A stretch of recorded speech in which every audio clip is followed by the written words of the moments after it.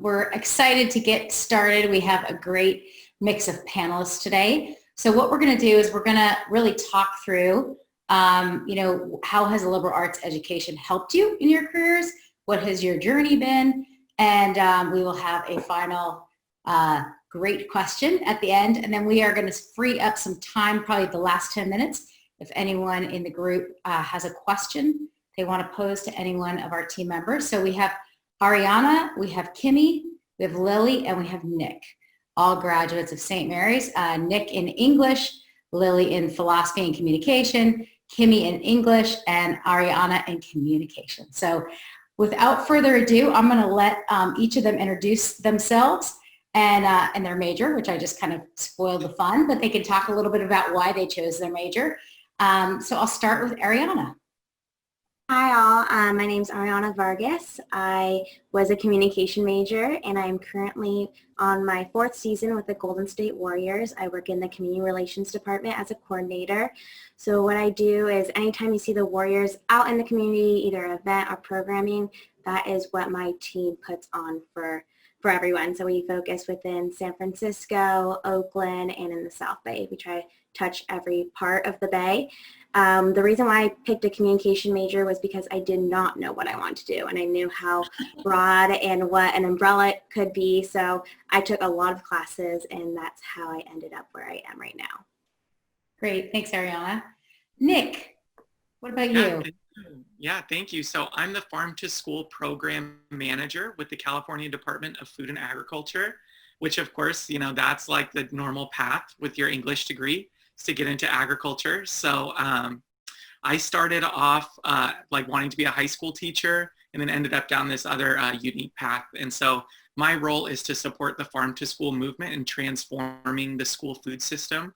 Everybody kind of has like their school lunch horror stories and their school lunch guilty pleasures. And now we are really trying to transition, like, what does this California cuisine, how does this translate to schools, while making sure that the kids are actually still going to eat it, because they might not want, like a seasonal farmer's market goat cheese salad, So trying to balance out all of those things with kids. We're really lucky. We got in the last budget cycle from Governor Newsom, we got $10 million, $1.5 million to build out a farm to school team, and $8.5 million to administer a grant to help schools adopt these farm to school practices. So it's been a really cool thing to work on this system. Great. Thanks, Nick. Yeah. Amy, what about you? Hi. So I graduated in 2018, so I'm still pretty fresh out onto the track. Also majored in English, same as Nick. I had my emphasis in creative writing, which was it's always been what I do. And so English was always the thing for me. I didn't necessarily know exactly what, but I knew that writing was going to be a part of it. So ended up doing that, took a lot of communications courses, sociology courses, and got kind of the whole liberal arts experience. And I just finished up being a lead counselor for the City of Walnut Creek, our Arts and Rec program. We had quite a few summer camps right in the midst of COVID, so that was really interesting to be a part of. New health orders were coming out every week practically, and so I was really a part of implementing new safety procedures. How are we going to do this camp in a way that is still fun for kids but still safe at the same time? And I actually started out, want to give a quick shout out to the Career Center, because the first thing I did was I actually got an internship through the career fair that I went to. So go to the career fairs, because you might get an internship that you weren't even considering. And that's actually how I ended up exploring human resources, which is kind of what I'm getting into right now, because job searching during COVID is super fun. Great. Thanks, Kimmy. Lily, what about you? I double majored in philosophy and communication, and actually only added the communication major on maybe second semester of sophomore year, or even first semester junior year. I really had to cram that one in there at the end. But philosophy actually came up because I was talking to a family member who is very successful, works at Google. He's very much on the finance, not liberal arts, more creative side. But I was talking to him about how I wished I could study something like art history, but it seemed, it's for a high schooler going into it, it seemed maybe like a little superfluous, or I didn't know if it was valid. And he actually said at Google, when they see a philosophy major on the resume, they actually pull those out automatically because they know they have a certain type of education where they can see broad picture things. There's critical thinking skills ingrained in that. And it made me super excited to know that it was something that people saw value in the practical world. In that moment, I was like, sweet, I am going to go just chase these things that I want to study that I think will help the greater scheme of my brain and intellect. And so I came in as a declared philosophy major freshman year. And then education, I added on, I did a Jan term with Shawnee Anderson, who I kind of got into the communication department through her, and I really enjoyed getting to do more media related things like photojournalism, video editing, and that kind of more hands-on practical stuff. And so I just combined the two, and it worked out. Great. So I'm going to skip around then, because that question is another one I want to ask everyone. So, what is the value of a liberal arts education in your field or industry, or even to you personally? How has that helped you on your journey to get into the career world? So why don't we start with you, Nick? Yeah, I mean, for me, I was the English major going to be an English teacher was the path. Then I met Brother Camillus. So like, if you're in the comments, like, you can give nuts if you want to do that. I met Brother Camillus and started getting way into meditation with him. And then I was like, why be an English teacher when I could just teach meditation? So I was doing that. I was a professional meditation teacher, and I still teach meditation, but then this position opened up to get into school gardens and whatever, like that's a different path. But like, why the liberal arts education has helped me through no matter what phase of my career I've been in, that I can relate to people. I can look at systems, I can go micro, I can go macro, and I can ask questions. So it doesn't matter if, like from one day I'm talking to a school food service director about new USDA guidelines on school lunch, or if I'm talking to a legislator on what the policy is and how that would affect their constituents, or if it's going out to a farm and asking what their soil practices are. You have to be able to ebb and flow and zoom in and zoom out, and then be able to communicate that really effectively and efficiently. Because if you are monologuing, to somebody who has 5 minutes, they're just moving on to the next thing. So it allowed that flexibility for me. It helped me really refine those skills, and I just find great value in it. Great, thanks, Nick. Ariana, what about you?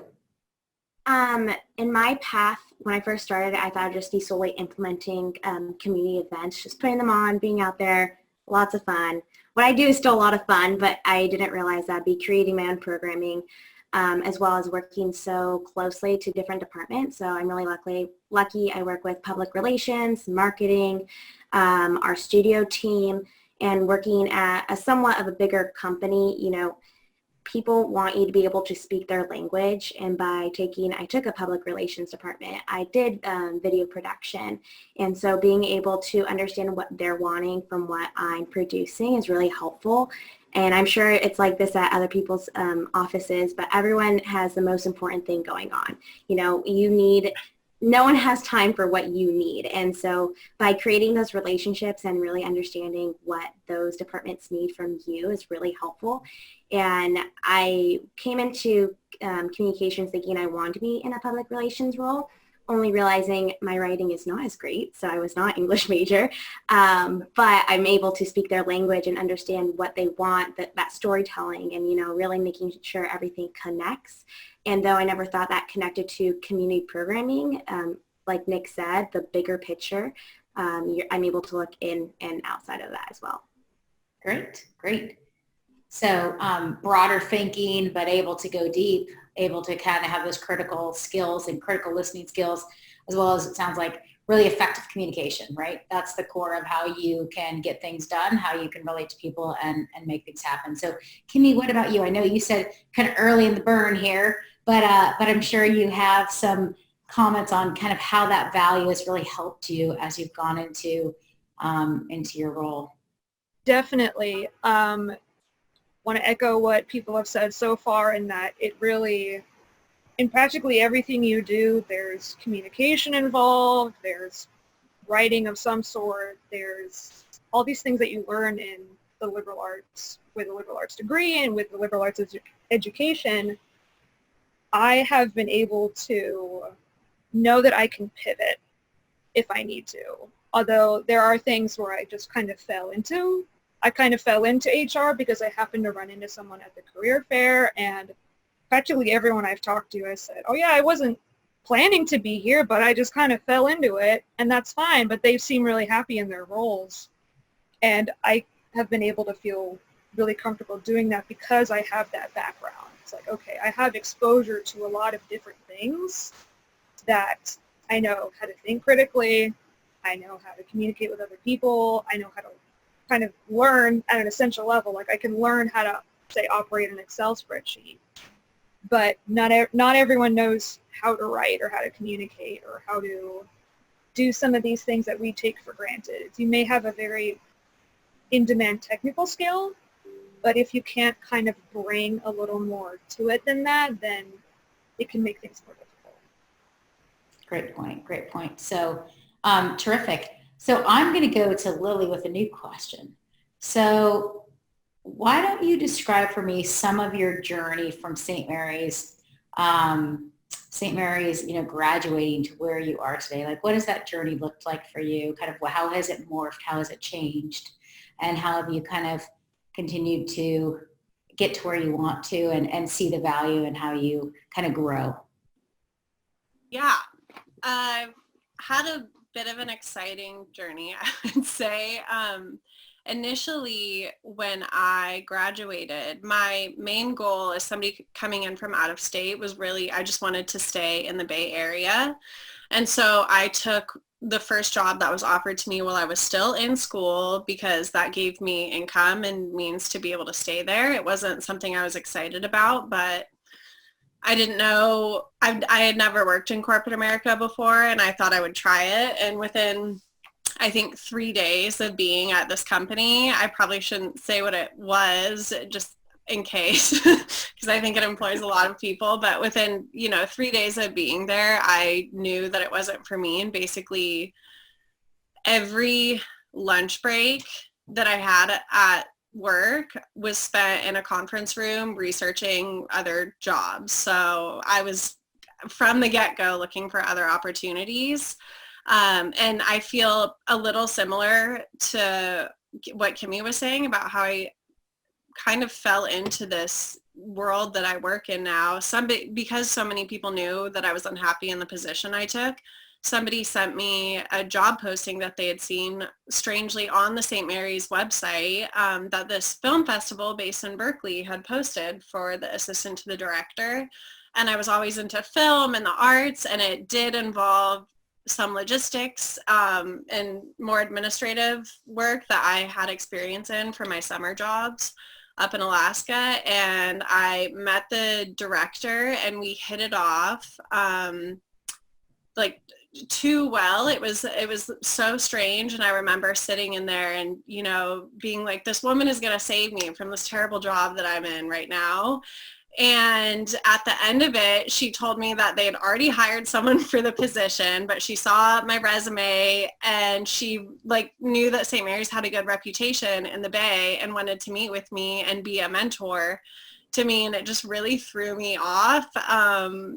And so I went home and I was pretty distraught. And I remember I did the follow-up email and just kind of saying, trying to shoot my shot and tell her that I really wanted to get the chance to work with her. And lo and behold, I think maybe 4 weeks later, they called me when I was at my current job, and I took the job on the spot. And so I started out as the assistant to the executive director of the Telluride Film Festival. And I mean, similar to what all of you guys were saying with the last question, how has a liberal arts degree helped you in your career? From the get-go, I remember her just, you know, complimenting my ability to be able to see the bigger picture of what was going on, because with this massive organization and event, there's so many moving parts that you have to have a tab on at all points in time, and be able, when they ask you, you know, urgently that you have to do this like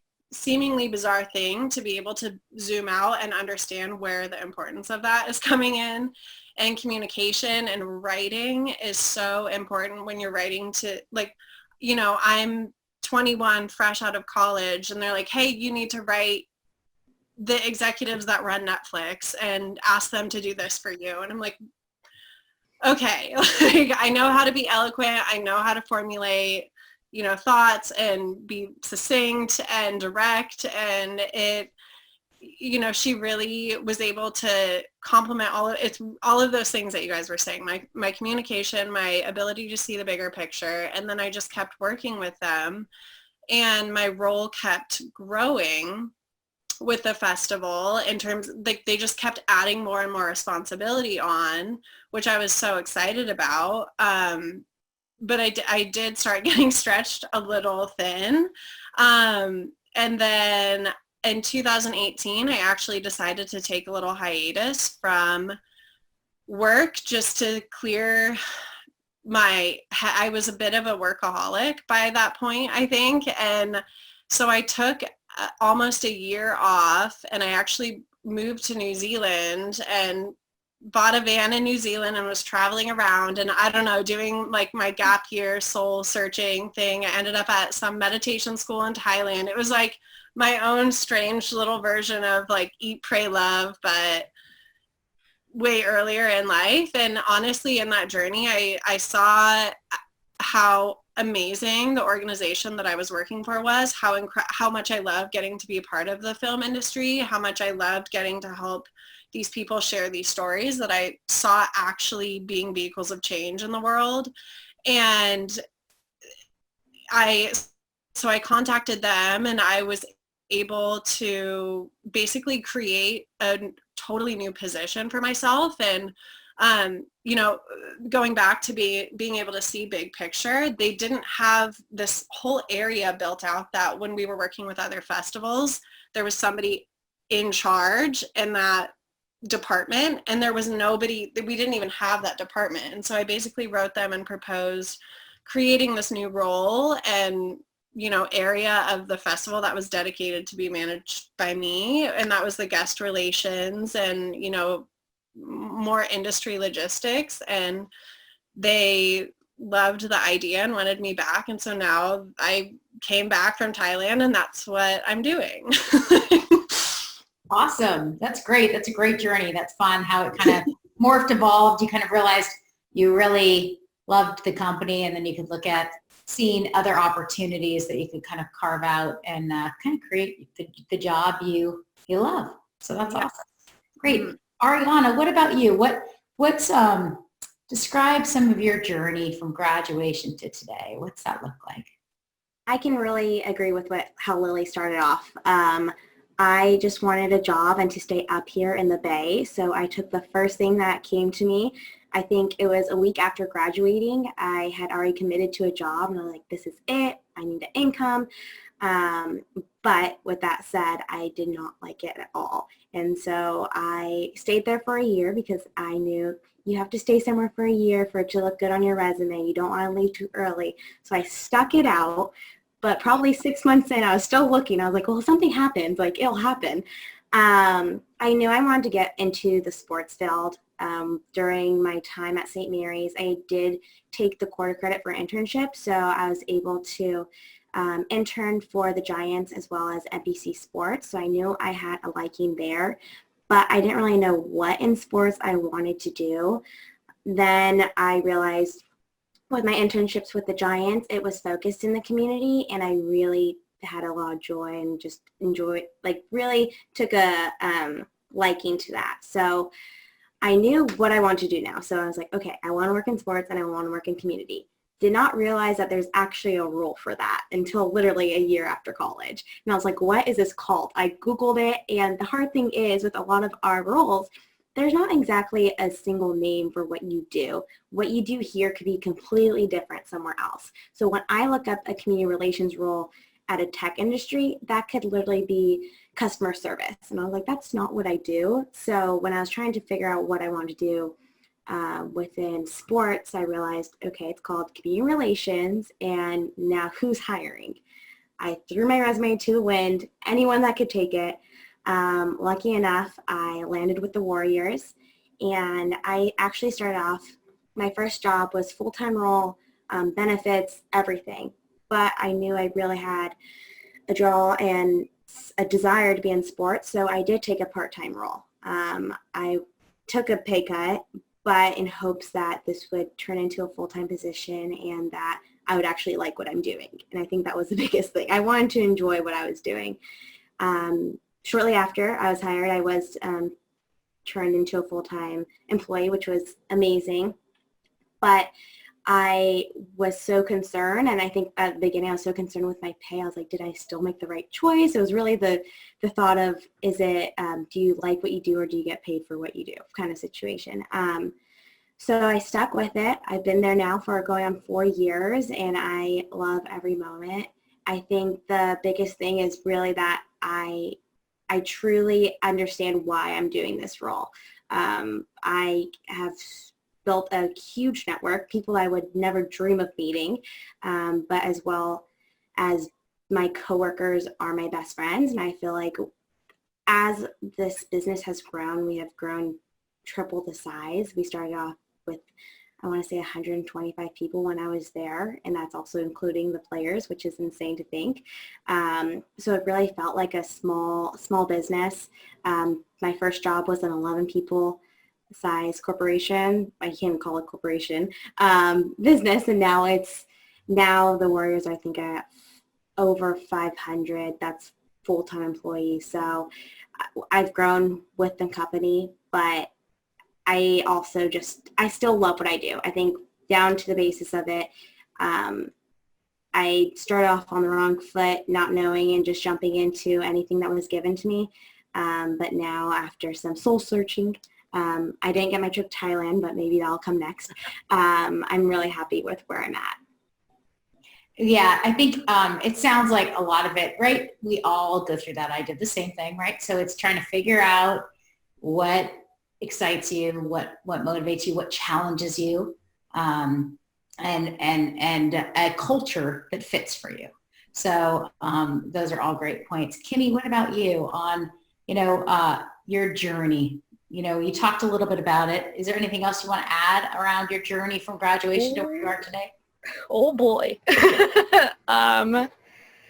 My journey has been fun. Well, it's been exciting in a bit of a different way. So I did end up at that internship right out of college, like I think a month after graduation I started. And I was originally only supposed to be there for 1 or 2 months. They just were going to bring on an intern to build their onboarding program. But I finished that ahead of schedule, and they ended up extending me for 6 months. And they ended up being there for half a year, got a pay raise, which was awesome. And it was work that I enjoyed doing.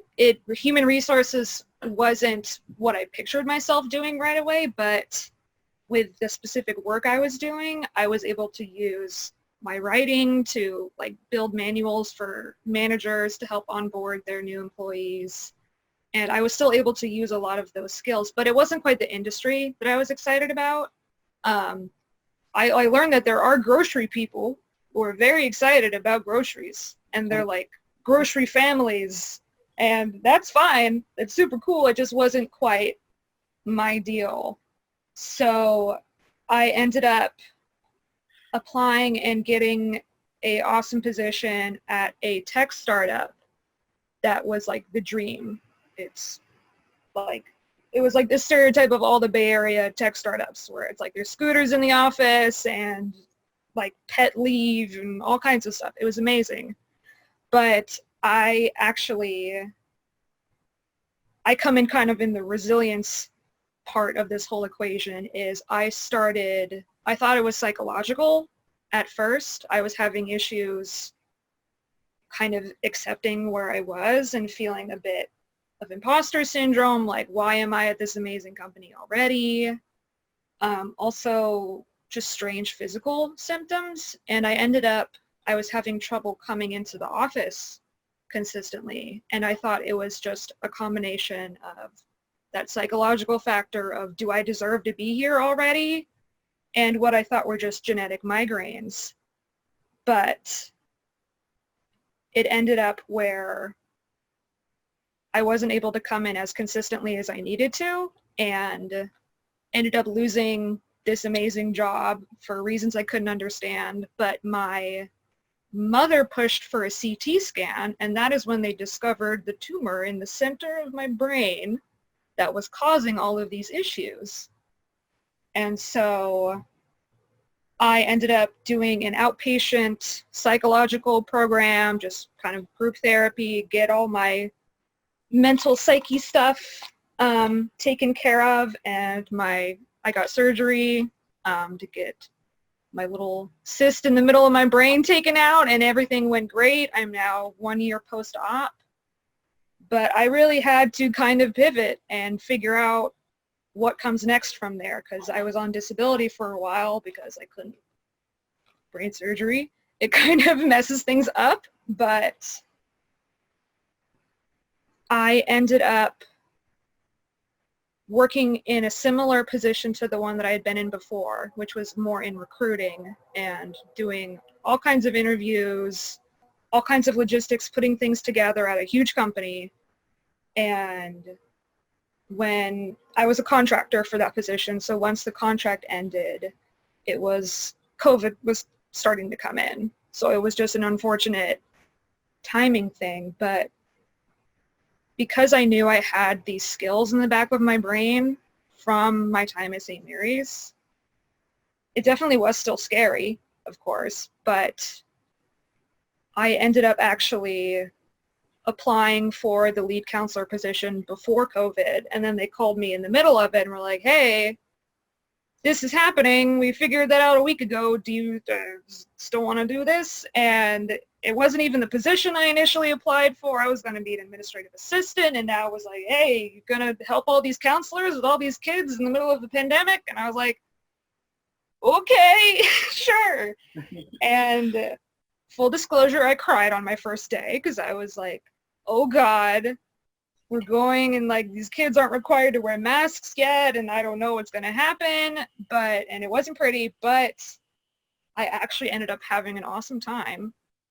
We didn't have any outbreaks. We didn't have to close. Didn't have any issues, no infections that I know of.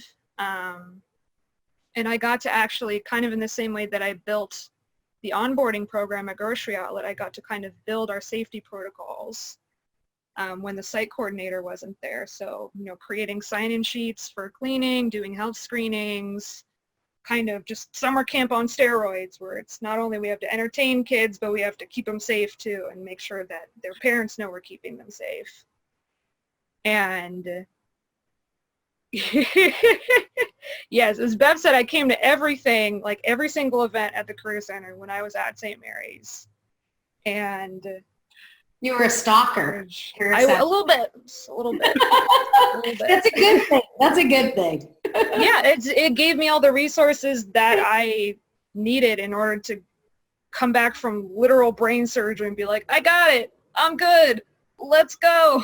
So, yeah, it's been a very kind of journey, but I don't know. I'm still figuring it out. Congratulations on the year post-op. That's awesome. Thank you. Oh, thanks. Awesome. Heidi raised her hand. Does she have a question? Heidi, can you? I don't know if we can hear. Let's see. Maybe she was just. Heidi, you there? Oh, here. Hold on. Oh, she's in there. I think I have to unmute.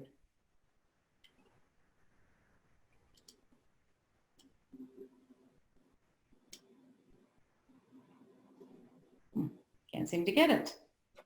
Okay, Heidi, if you want to put it in the chat, we can look at the chat too. So, perfect, good. Okay, if you guys have questions, definitely we can put them in the chat. We can jump in at any point. So, okay, did I get to everyone? Who did I miss? Nick, you got to talk on your journey? Yep, from St. Mary's. So, okay, here's the big question. This is for all the money, all the points, and I'll let somebody can physically raise their hand and say who wants to start. So, how do the liberal arts help people navigate their lives? And we talked a little bit about this, but and careers in times of disruption. So, Kimmy, I think you gave a perfect example of that's pretty disruptive, right? That is disruptive as it gets. Yeah, I think so. So, any ways you've been able to pivot differently? How, when you think back to your education, I mean, we talk a lot about courses you took, influential professors you had, the reasons why you kind of ended up in the space you ended up, but anything else that you could think about or words of advice for the group that's listening around, how it's helped you navigate personally, professionally, however you want to kind of think about that. And I'll let whoever wants to go first. I mean, I had a crazy, as everybody did, but because my job, I work for a film festival that is supposed to happen Labor Day weekend in September.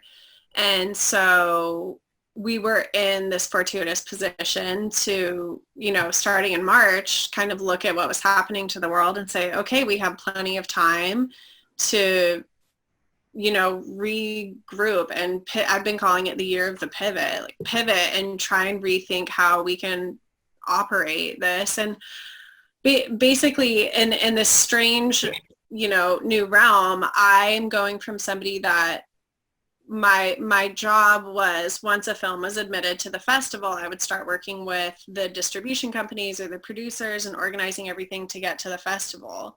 None of that was happening because we actually never knew if a festival was going to happen or not. And so we were being very careful and starting to book travel and, sign all these contracts with lodging companies and things like that were going to put us in a financial hole if the festival didn't happen. And I, instead of twiddling my thumbs, sitting here waiting for somebody to tell me I could start my job, I contacted the director and just said, can I help? Like, I know there is so much work being done. Can I help with anything? And I somehow started our COVID task force. And so I have this philosophy degree.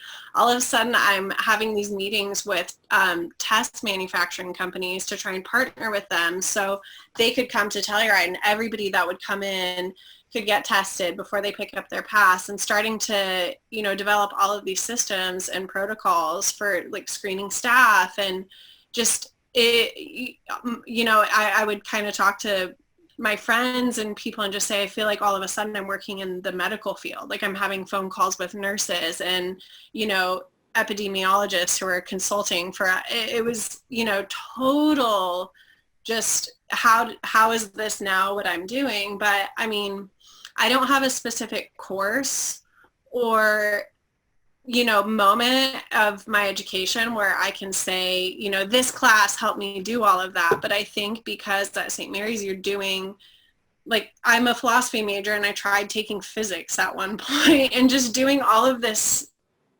your brain isn't pigeonholed. Like, you don't have tunnel vision on, this is my job, this is my role, this is all I'm going to do. I'm going to sit here and, wait for somebody to tell me my job is relevant again and maybe even jeopardize my role at this company. And it's like, oh, well, the festival's not happening this year.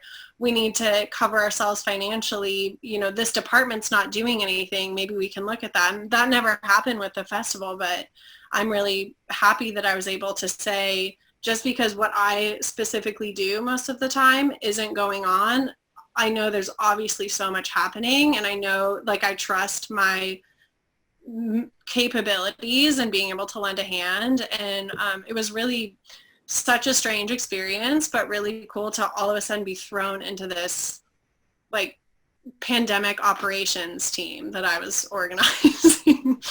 So it's, yeah, like I said, I don't think there's a specific course or professor or something that I can immediately credit, but I just think the education where you're not focused on one task-oriented goal. You know, you're getting an accounting major just to be an accountant or something. Not that there's anything wrong with that, but with a broader education, I was able to say, I can do something else. Like I can do whatever is needed at this moment in time and trust in my ability to do so. Great. Thanks, Lily. Nick, what about you? Yeah, How I do think the liberal arts help people navigate their lives and careers in times of disruption? like for me, I have two examples I wanted to share, one professional and then also just like personally how it's helped me survive because I have a 3-year-old and a 2-year-old and we're all in one spot. So, you know, professionally, I'm like the farm to school person. So I'm there, you know, with the school kids in the school garden, like doing the fun stuff.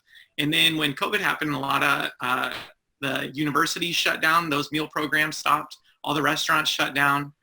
Well, all that food was ready to go somewhere. And if that food didn't find an outlet, then it was going to go to waste. So at the Department of Food and Agriculture, along with other governmental agencies led by the governor's office, we started a school, not just a school food supply, but a California food supply working group to make sure that the food was going to get to the places that it needed to go, which who was still serving meals during this initial shutdown was schools and food banks. And so it was about partnering and finding the different resources and infrastructure all throughout the state. That's how it started. And then it transitioned to talking to all these different food system technology companies and seeing if there are digital solutions that can do what we were trying to do in person. Like, you know, 2 years ago, I was teaching a 9th grader how to plant a tomato.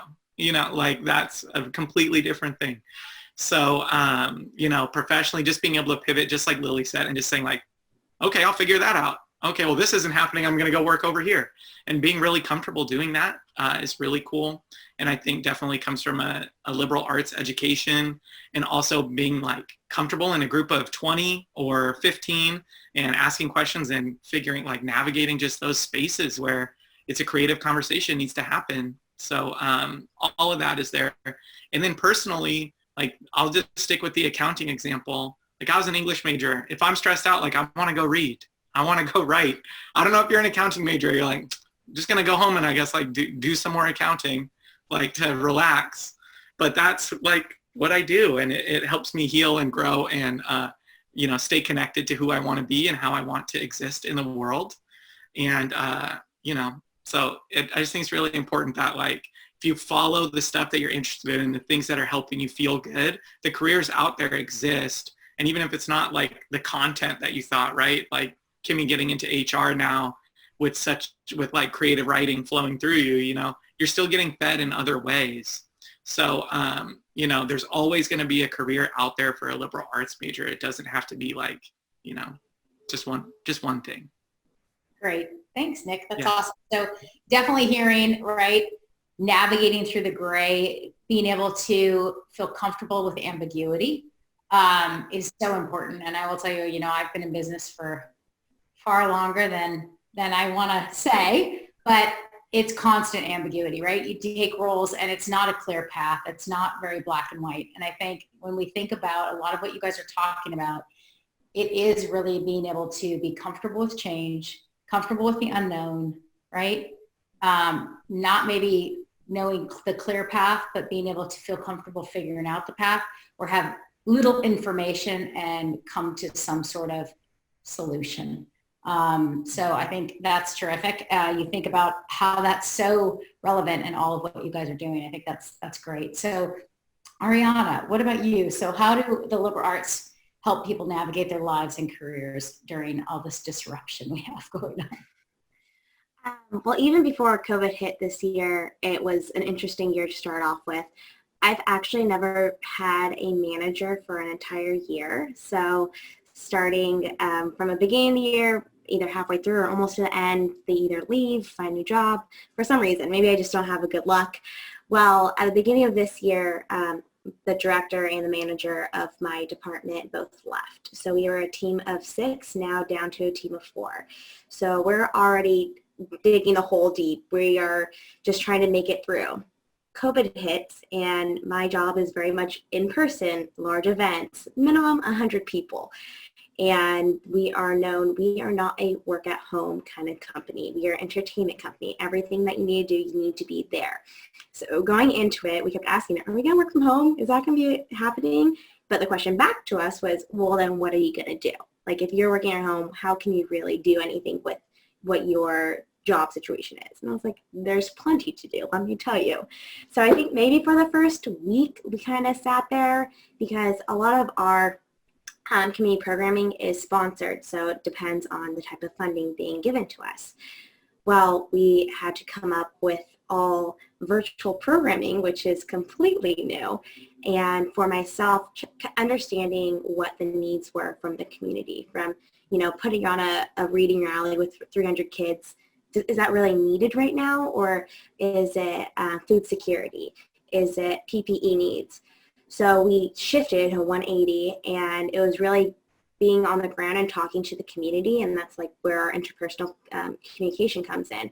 If you didn't have those relationships before, now doing it virtually via email can really come off in a different way. So making sure we had those relationships prior was very helpful. But we've been going on for now 8 months, and we've had multiple events, though all virtual. It's not exactly the same, but we try and make it as meaningful and engaging as possible. And then our social climate. So now all of our community events, really making sure we are being a part of the right community. And again, understanding their needs, and I think really getting down to it.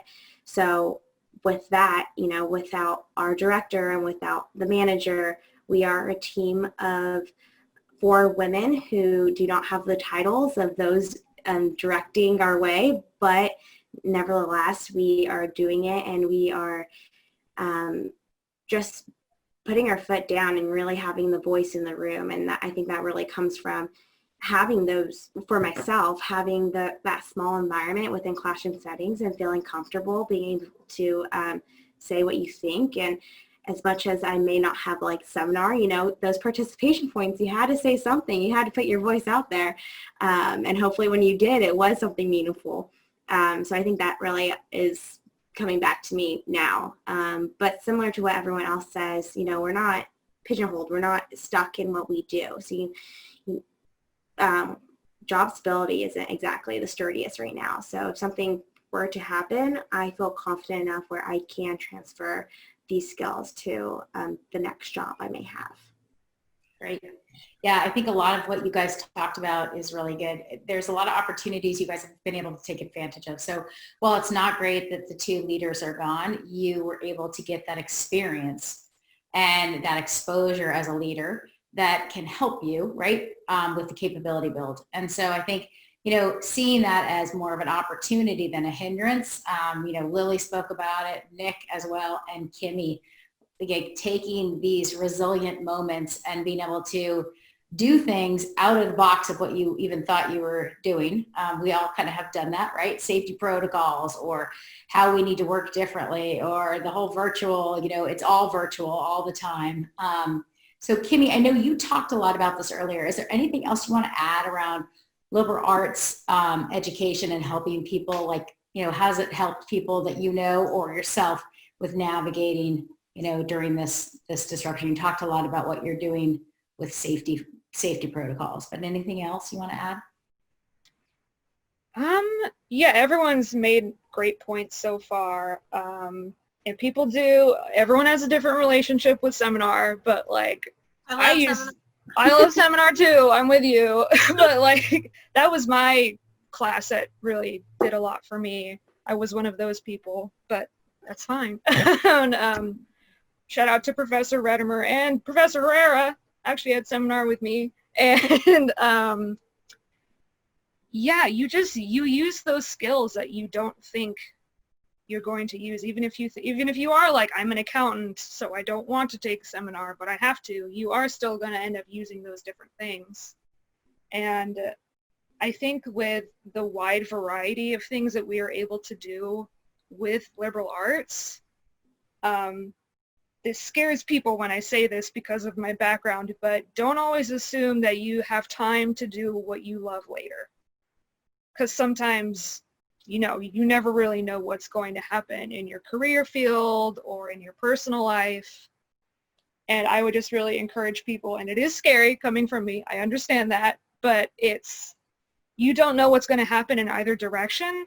So take steps to do what you want to do and what you enjoy doing now. It's really easy. I fell into it too of like, okay, I just have to be at this company for this amount of time and then I can leave. But you can still apply for those other positions while you're at the job you hate, maybe. You never really know what's going to happen. So I just want to encourage anyone watching, if you're in your little cubicle but you see this amazing thing that's like in the back of your brain, like, oh, that's what I really want to do. Go do it.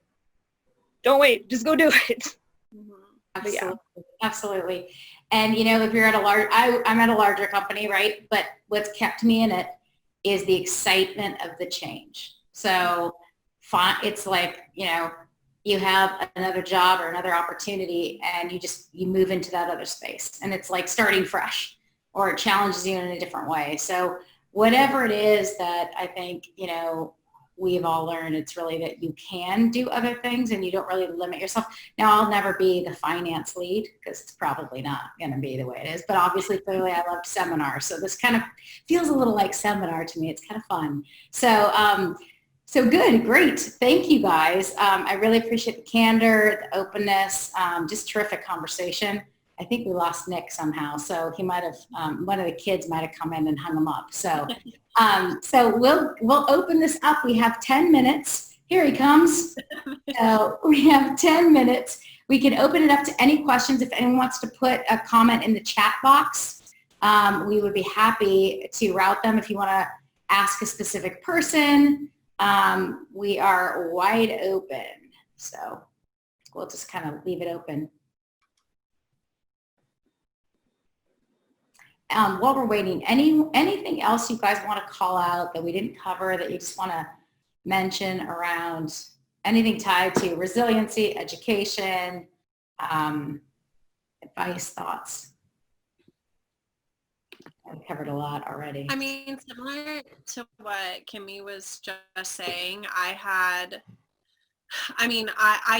I didn't have the same thought process as you guys did in that job that I didn't like. Honestly, within my first week was like, I'm getting out of here as soon as possible. And my parents, from a different generation, different mindset, were really encouraging me to stay at that company and in that role.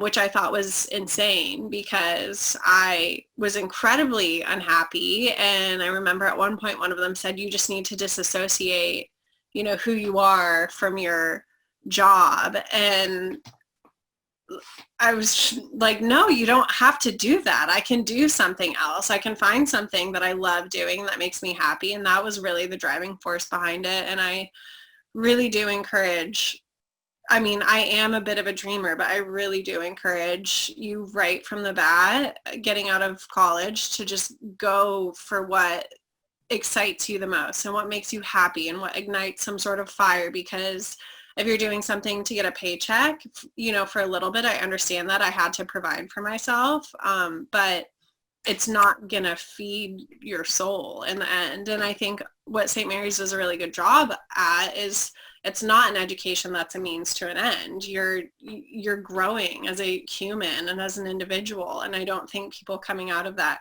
institution are really set up, and this is a huge, positive thing, but we're not set up and made out to just, go through the motions to make money. I think we got an education that shows us there's more to get out of life, and, you can serve things and serve yourself while also making money. Good.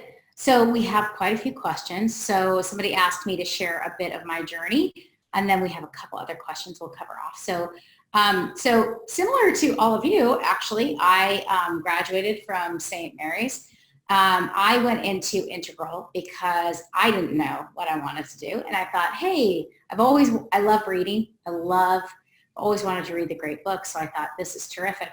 And I got in the program and I loved it. And so I stayed in the program. It really helped me hone a lot of what you guys talk about, critical thinking skills, navigating through gray space, understanding how to, understand the context or develop your thoughts. And so my journey coming out, so I graduated, it was a recession. And so the job market was tough. I actually could tell you an interesting story. So I was an integral major. You guys know what that is. I have to explain it to everybody else who hasn't understand it. I was an integral major, and Merck Pharmaceuticals was on campus and they were interviewing. And so I thought, well, I'll be a sales rep. I'll sell medication. My mom was a nurse. My grandfather was a pharmacist. I had a grandfather who was a doctor. I knew nothing about medicine. Like, clearly I was not a bio major. So I went through an interview process, and this shows you how liberal arts helps you with critical thinking. I went through 9 levels of interviews. I interviewed with Stanford students and Berkeley students that were all pre-med and bio students. And I was in the final group. So that tells you, right? Thank goodness I didn't get that job. I would have been terrible at it. But it tells you, right, that you can develop your thoughts, you can develop your position. But anyway, got out of college, ended up helping start a mortgage brokerage company in the Bay Area. It was great. I got my real estate license. I learned a ton. I was very naive about loan business. I was a processor and a loan officer, and I really didn't like it.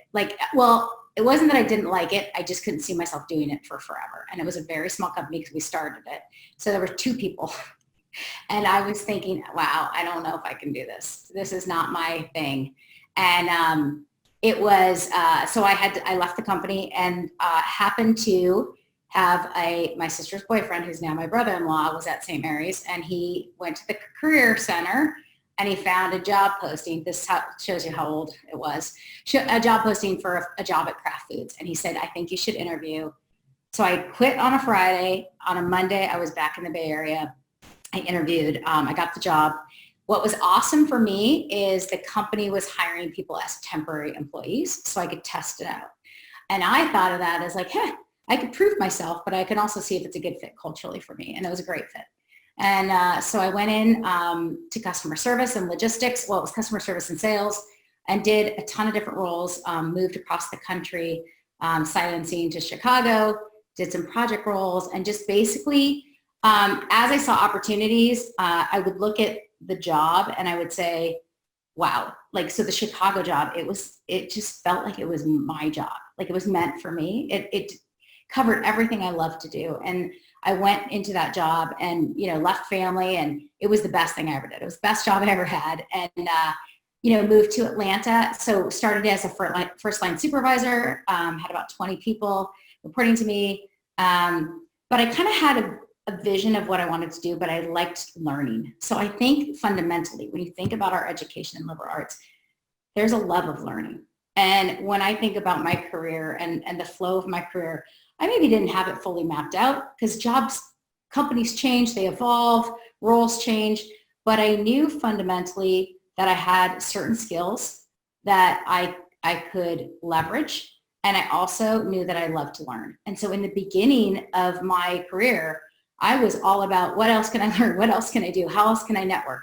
And it helped me so much through the different companies I worked for that I think, I look back on my education and it was so critical that, it instilled in me this love of learning and being in spaces that make you uncomfortable and trying to figure out how you become comfortable and how you do well in that space. And that's what I loved so much. So that's a little bit of my journey, kind of high level.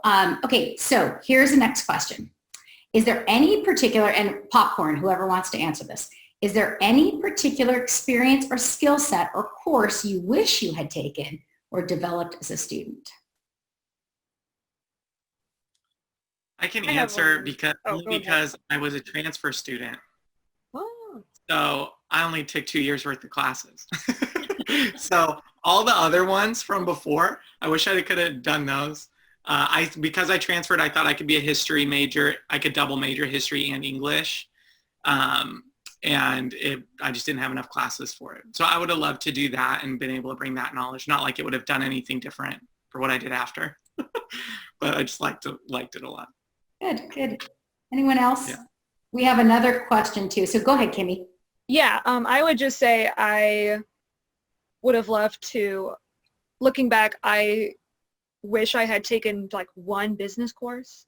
Like just like a basic like nuts and bolts type of thing. Like it's not that I'm struggling without that, but it is something that I wish I learned more about when I was at St. Mary's. Now I'm looking into maybe like, it's something I'm figuring out as I go along, but it would have been helpful, go a little bit outside of your comfort zone.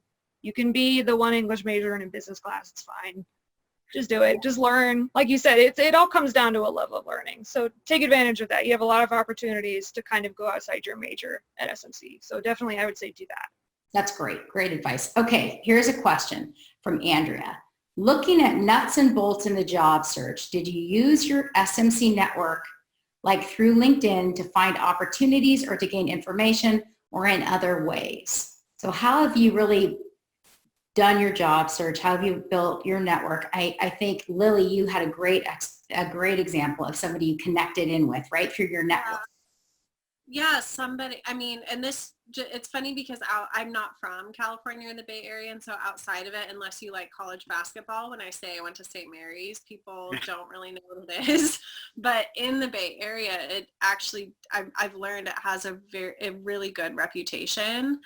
And so the executive director of my film festival asked our chief of staff to put a job posting on a couple colleges in the area when she was looking for a new assistant. And so somebody actually saw this job posting on the St. Mary's College. I don't know if they still have the same one as when I graduated in 2014, but a friend of mine who was also looking for jobs on the St. Mary's College website job board saw it. I think it's called Handshake now, like Handshake. Okay.